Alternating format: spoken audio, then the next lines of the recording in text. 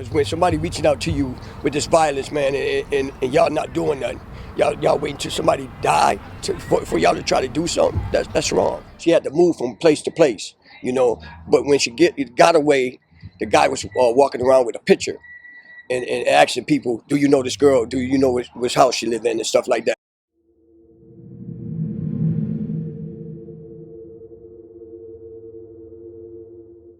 The murder of a 21-year-old Syracuse woman on June 29th is raising new questions about orders of protection and how they could be enforced. People are now learning her ex-boyfriend searched for her new apartment for more than a week, and even with the protection order, he would not give up until he found her.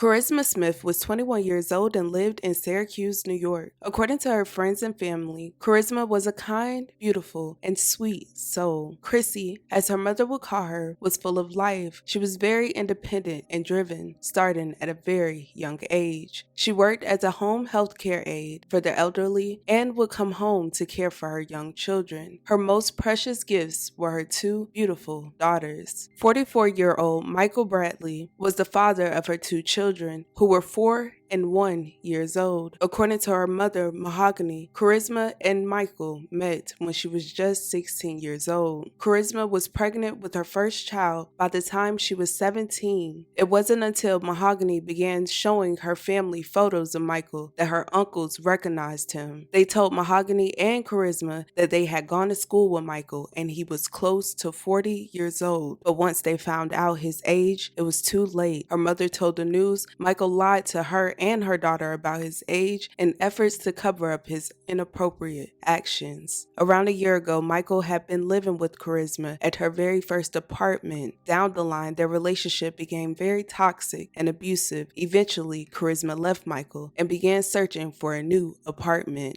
After Charisma ended the relationship, she also got an order of protection against Michael for making threats of violence against her. But sadly, she said once she got that piece of paper, it only escalated. Charisma got to the point where she reached out to her mother and cried, and she expressed how she hated him and she was scared for her life. And on June 28, 2022, it was reported there was a warrant out for Michael's arrest for violating the order of protection. Friends had warned Charisma that Michael was knocking door to door showing her photo, asking people where she lived. While Charisma alerted the police and advised them immediately, Michael was able to find her before they could find him.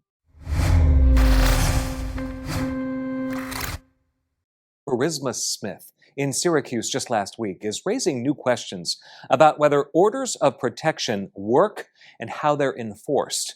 We're now learning police were actively looking for Charisma's 44-year-old ex-boyfriend, Michael Brantley, on the day she was killed. According to reports, Charisma had spoken to her mother about the increase of harassment from Michael. Her mother said that he was sending Charisma text messages berating her and threatening her because she left him and filed for protection. According to reports, Michael began to search for her. Charisma, who had not shared her new address, told police that Michael was around her area after being alerted by friends. Michael started knocking door to door, showing people her picture while trying to track her down before he finally got help finding her. Around 9 a.m. on the day of the incident, Charisma was making food for the kids in the kitchen when a friend was staying over and told her that a man was at the door. When Charisma turned around, she saw Michael standing in her home. Charisma sent her mother a photo of him in her home and began panicking. He was refusing to leave the apartment and was accusing Charisma of sleeping with other men. And according to reports, even though the two had separated, police said that statement wasn't true. Charisma had called police and police did respond to the scene. However, Michael was gone by the time police arrived.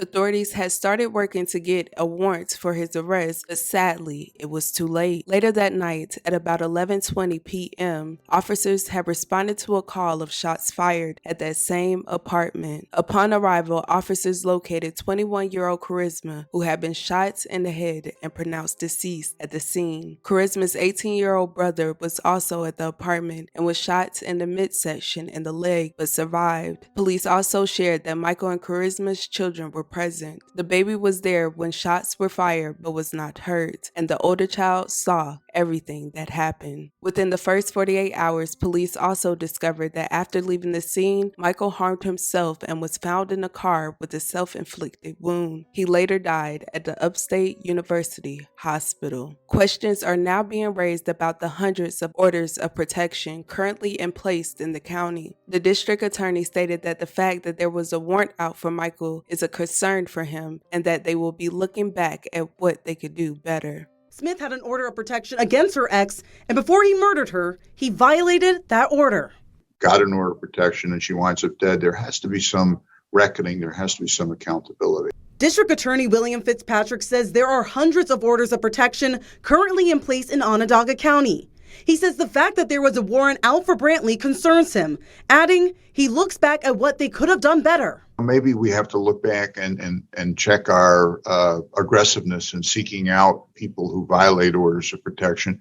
And we need help from the judiciary. I mean, an order of protection can't stop a bullet or a knife or someone coming at you with a physical assault.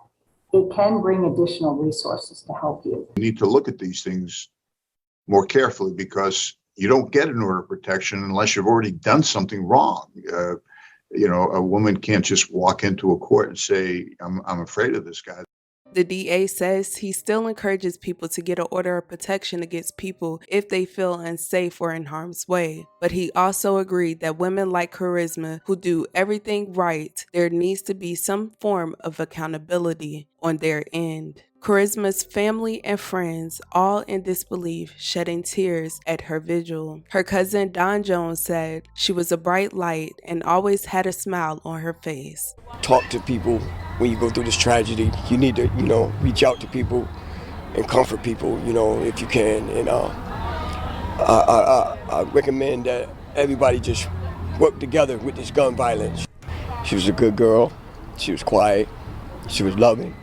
Everybody loved her, and just tragedy about this domestic violence needs to stop. He is just in complete disbelief about what happened.